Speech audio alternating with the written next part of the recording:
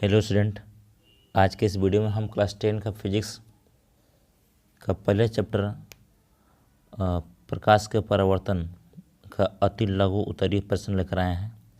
हमारा पहला प्रश्न है कि समतल दर्पण पर पड़ने वाली एक ही प्रकाश किरण की कितनी परावर्तित किरणें हो सकती है। समतल दर्पण पर एक किरण अगर आपतित होती है तो उसकी परावर्तित किरणें कितनी होंगी। तो इसका आंसर है सिर्फ एक। क्या हो जाएगा? आंसर एक हो जाएगा। आपका दूसरा प्रश्न है कि समतल दर्पण पर लंबवत पड़ने वाली किरण किस प्रकार परावर्तित हो जाती है। अगर समतल दर्पण पर, अगर मान लीजिए समतल दर्पण है, इस पर लंबवत कोई किरण आती है, ऐसे आ रही कोई किरण, ठीक ना, लंबवत, तो परावर्तन के बाद वो पुनः उसी पथ पर वापस लौट भी जाती है। तो बोलेंगे कि इसका आंसर हो जाएगा पुनः उसी पथ पर वापस लौट जाती है। क्या होगा? पुनः उसी पथ पर वापस लौट जाती है, ठीक ना। आपका अगला प्रश्न है प्रश्न संख्या 3 कि समतल दर्पण पर अभिलंब आपतन के लिए परावर्तन कोण का मान कितना होता है। तो इसका आंसर हो जाएगा 0 डिग्री। कितना हो जाएगा? 0 डिग्री। आपका चौथा प्रश्न है प्रकाश के परावर्तन के कितने नियम है। प्रकाश के परावर्तन के कितने नियम है। तो इसका आंसर है 2। प्रकाश के परावर्तन के 2 नियम है। नेक्स्ट प्रश्न है समतल दर्पण में वस्तु दूरी और प्रतिबिंब दूरी में क्या संबंध है। मतलब वस्तु दूरी में और प्रतिबिंब दूरी में क्या संबंध है। तो आपको बता दें समतल दर्पण में वस्तु की दूरी और प्रतिबिंब दूरी दोनों बराबर होते हैं, ठीक ना। तो लिखा है समतल दर्पण में वस्तु दूरी और प्रतिबिंब दूरी दोनों बराबर होते हैं, अर्थात वस्तु दूरी u और प्रतिबिंब दूरी भी इक्वल होते हैं। आपका अगला प्रश्न है प्रश्न संख्या 6। कह रहा कि गोलीय दर्पण कितने प्रकार के होते हैं और उनके नाम बताइए। तो गोलीय दर्पण 2 प्रकार के होते हैं, उनके नाम है अवतल दर्पण और दूसरा उत्तल दर्पण, ठीक। आपका अगला प्रश्न है 7। गोलीय दर्पण का मुख्य अक्ष क्या होता है। गोलीय दर्पण का मुख्य अक्ष क्या होता है। तो आपका आंसर हो जाएगा गोलीय दर्पण का मुख्य अक्ष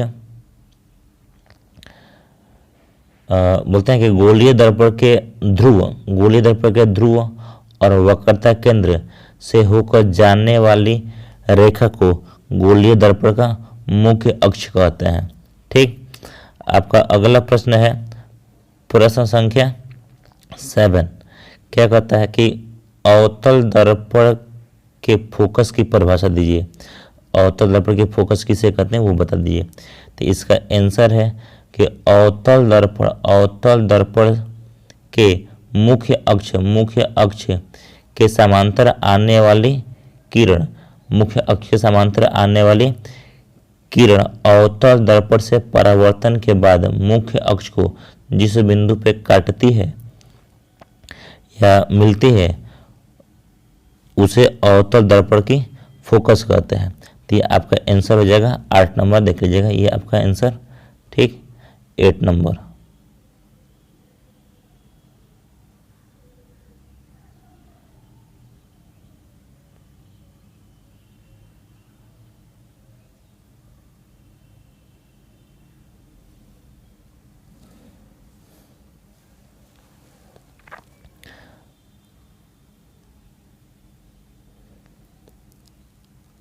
अगला प्रश्न है आपका अगला प्रश्न है प्रश्न संख्या 9।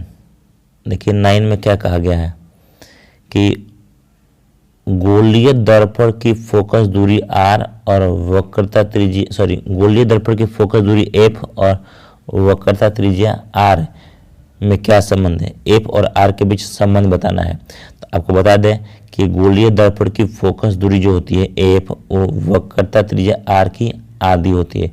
गोलीय दर्पण की फोकस दूरी f इक्वल टू r/2 होता है। ठीक है।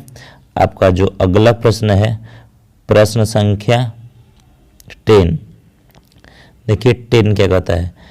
10 में कहा गया है कि एक दर्पण का नाम बताइए जो किसी वस्तु का सीधा और आवर्धित प्रतिबिंब प्राप्त करे।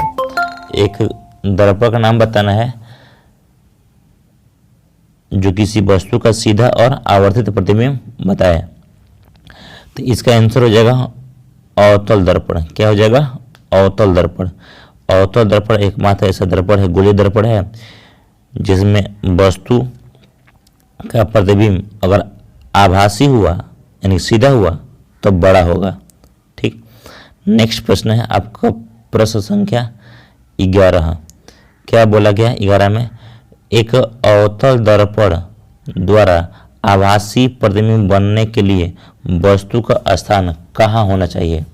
तो इसका आंसर है वस्तु का स्थान गोलीय दर्पण के ध्रुव और फोकस F के बीच होना चाहिए। वस्तु को P और F के बीच रखते हैं तो उसका इमेज कैसा बनेगा? आभासी और सीधा बनेगा। किसमें? अवतल दर्पण में। नेक्स्ट प्रश्न है आपका 12 नंबर। देखिए 12 नंबर कहता है कि यदि कोई वस्तु किसी अवतल दर्पण के वक्रता केंद्र पर रखी हो तो उसका प्रतिबिंब कहाँ और कैसा बनेगा? तो इसका आंसर है वस्तु को जब हम वक्रता केंद्र अगर C पर रखते हैं तो प्रतिबिंब वक्रता केंद्र पर ही बनता है। कैसा बनेगा? वास्तविक होगा, उल्टा होगा और वस्तु के बराबर होगा। ठीक। नेक्स्ट प्रश्न है आपका प्रश्न संख्या 13। देखिए 13 में क्या बोला गया? 13 में कहता है कि वस्तु दूरी u का चिन्ह क्या होगा? वस्तु दूरी u का चिन्ह क्या होगा जब एक अवतल दर्पण के सामने किसी वस्तु को रखा जाता है? देखिए वस्तु दूरी हमेशा नेगेटिव होती है, ऋणात्मक होती है। ठीक ना। चाहे वो दर्पण कोई सा भी हो, कोई भी दर्पण होगा उसके सामने जब वस्तु को रखते हैं तो हम उसका दूरी को नेगेटिव मान के चलते हैं। आपका अगला प्रश्न है 14 नंबर प्रश्न। देखिए कि 10 सेंटीमीटर फोकस दूरी वाले अवतल दर्पण 10 सेंटीमीटर फोकस दूरी वाले अवतल दर्पण से 15 सेंटीमीटर की दूरी पर वस्तु के प्रतिबिंब की प्रकृति क्या होगी?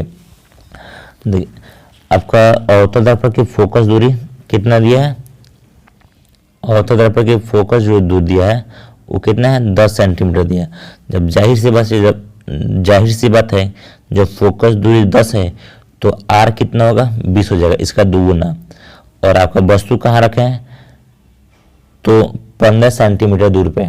इसका मतलब है कि वस्तु को हम लोग F और C के बीच यानी कि फोकस और C के बीच रखे हैं।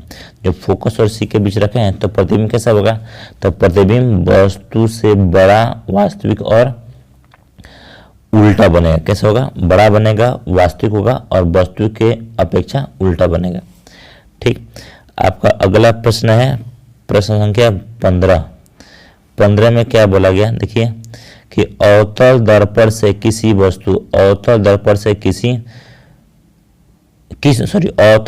किस दूरी पर वस्तु को रखा जाए जिससे कि प्रतिबिंब का आकार वस्तु के आकार के बराबर हो। प्रतिबिंब का आकार वस्तु के आकार के बराबर करना है तो वस्तु को कहाँ रखिएगा? अवतल दर्पण में। तो वस्तु को आपको रखना पड़ेगा वक्रता केंद्र पर। वक्रता केंद्र पर ही प्रतिबिंब का आकार और वस्तु के आकार दोनों बराबर होते हैं। ठीक। आपका अगला प्रश्न है प्रश्न संख्या 16। देखिए 16 में किस गोलीय दर्पण में केवल काल्पनिक प्रतिबिंब बनते हैं? तो इसका आंसर हो जाएगा उत्तल दर्पण में। ठीक। उत्तल दर्पण में काल्पनिक प्रतिबिंब बनते हैं। आपका अगला प्रश्न है 17 कि क्या एक उत्तल दर्पण किसी वस्तु का आभासी वास्तविक प्रतिबिंब बना सकता है? तो उत्तल दर्पण में आभासी प्रतिबिंब नहीं बनता है। इसका आंसर हो जाएगा नहीं। ठीक। आपका जो अगला प्रश्न है प्रश्न संख्या 18। देखिए इसमें क्या बोला गया 18 में, बोला 18 में कि एक दर्पण की फोकस दूरी कितनी है, -15 सेंटीमीटर है। तो दर्पण कैसा होगा, अवतल होगा या उत्तल होगा? तो इसका आंसर हो जाएगा दर्पण आपका अवतल हो जाएगा। अवतल दर्पण की फोकस दूरी माइनस होती है, अवतल दर्पण की जो फोकस दूरी क्या होती है, निगेटिव मानी जाती है, इसलिए इसकी फोकस दूरी निगेटिव हो जाएगी, मैंने अवतल दर्पण हो जाएगा। आपका जो अगला प्रश्न है प्रश्न संख्या 19, देखिए गोलीय दर्पण के आवर्धन की परिभाषा दें। गोलीय दर्पण की आवर्धन की परिभाषा, तो इसका परिभाषा है प्रतिबिंब की ऊंचाई और वस्तु की ऊंचाई के अनुपात को गोलीय दर्पण का आवर्धन कहते हैं।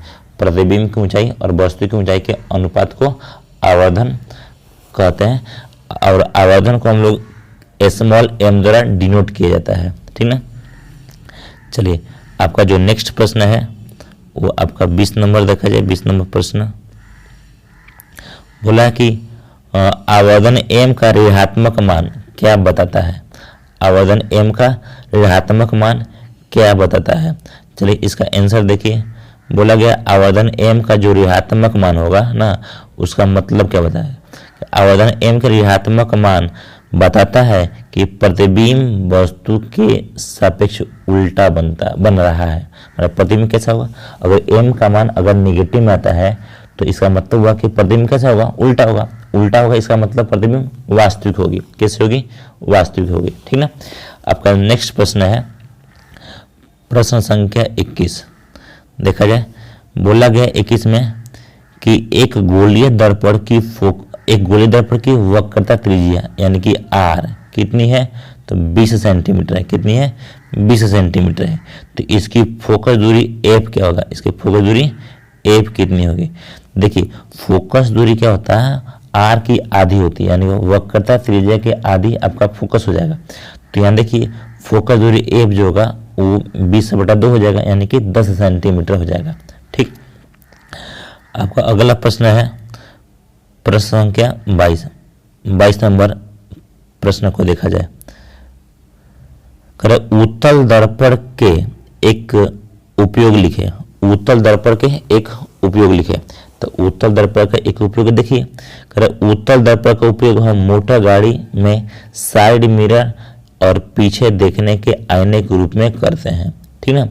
मतलब जिससे गाड़ी घोड़ा होगा, जैसे बस ट्रक कार स्कूटर होगा, उसके ड्राइवर के पास जो साइड में मिरर लगा होता है वो कैसा मिरर है, तो वो उसमें उत्तल दर्पण ही लगाते हैं। क्या लगाते हैं, उत्तल दर्पण ही लगाते हैं, ठीक ना। याद रखेंगे ये वाला उत्तल दर्पण साइड मिरर के रूप में उत्तल दर्पण का उपयोग किया जाता है, ठीक। आपका अगला प्रश्न है प्रश्न संख्या 23। बोला गया कि उस उत्तल दर्पण की फोकस दूरी ज्ञात करें। उस उत्तल दर्पण की फोकस दूरी ज्ञात करें जिसकी वक्रता त्रिज्या 32 सेंटीमीटर है। देखिए आपको r दे दिए कितना, 32 सेंटीमीटर। कितनी है, 32 सेंटीमीटर। जब 32 सेंटीमीटर है तो फोकस कितना हो जाएगा, इसका आधा हो जाएगा। तो आधा बोले तो 16 सेंटीमीटर हो जाएगा, ठीक। चलिए आपका अगला प्रश्न है 24 नंबर देखा जाए। काल्पनिक प्रतिबिंब से आप क्या समझते हैं। काल्पनिक प्रतिबिंब से आप क्या समझते हैं। इसका आंसर है कि किसी वस्तु से आती प्रकाश की किरणें, किसी वस्तु से आती प्रकाश की किरणें दर्पण से परावर्तन के बाद जिस बिंदु से मिलती है या जिस बिंदु से मिलती हुई प्रतीत होती है, वहाँ वस्तु की आकृति की जैसी एक आकृति का निर्माण होता है, जिसे काल्पनिक प्रतिबिंब कहते हैं। और काल्पनिक प्रतिबिंब हमेशा सीधा होता है और दर्पण के पीछे बनता है। तो आप इसका डेफिनेशन है, आराम से लिख दीजिएगा डेफिनेशन, ठीक ना। देखिए आंसर ही। चलिए हम अपने अगले प्रश्न की तरफ बढ़ते हैं। आपका जो अगला प्रश्न है 25 नंबर है। देखिए बोला गया है कि समतल दर्पण में, किसमें, समतल दर्पण में आवर्धन समतल दर्पण में आवर्धन m इक्वल टू +1 का क्या अर्थ होता है? समतल दर्पण में आवर्धन m का क्या अर्थ होता है? तो इसका जो आंसर है, समतल दर्पण में आवर्धन m का जो मान होता है या अर्थ होता है वो देखिए यहाँ पे,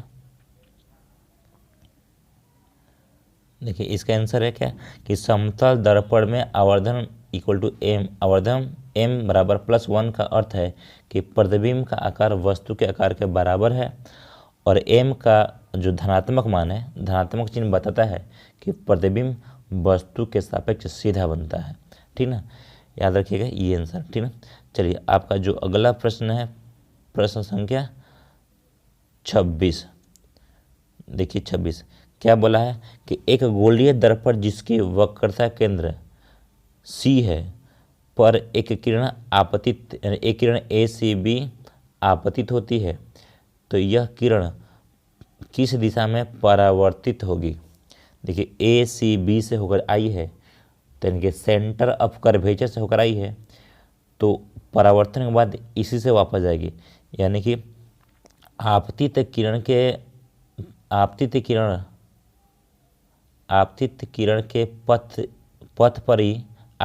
पथ पर ही किंतु विपरीत दिशा में क्या होगा?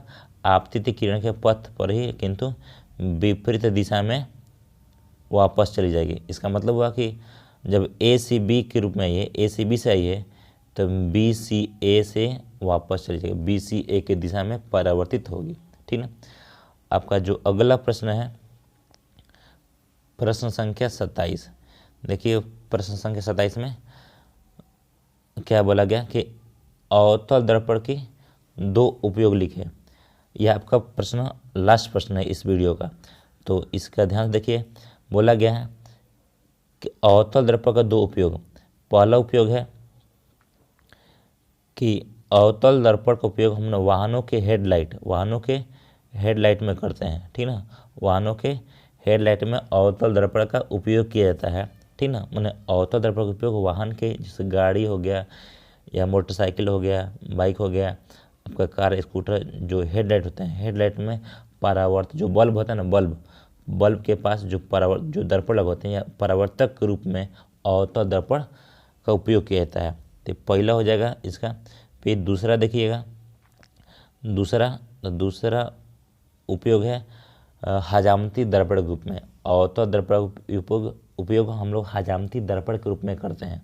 जो सैलून वगैरह होते हैं उसके सामने जो दर्पण लगे होते हैं वो बड़े बड़े वक्रता त्रिज्या वाले अवतल दर्पण का एक टुकड़ा होता है, तो हजामती दर्पण के रूप में हम लोग अवतल दर्पण का उपयोग करते हैं। ठीक, तो इस वीडियो में हम बस 27 सवाल का जवाब देते हैं, 27 सवाल को आंसर दिए हैं। ठीक ना, मिलते हैं किसी अगले वीडियो में। अगर चैनल पे पहली बार आए होंगे, वीडियो अच्छा लगा होगा तो चैनल को सब्सक्राइब करेंगे, लाइक करेंगे और बेल आइकन को प्रेस कर लीजिए, ताकि हम जब भी वीडियो अपलोड करें तो आपको मेरा नोटिफिकेशन मिलता रहे। मिलते हैं अगले वीडियो में। जय हिंद, वंदे मातरम।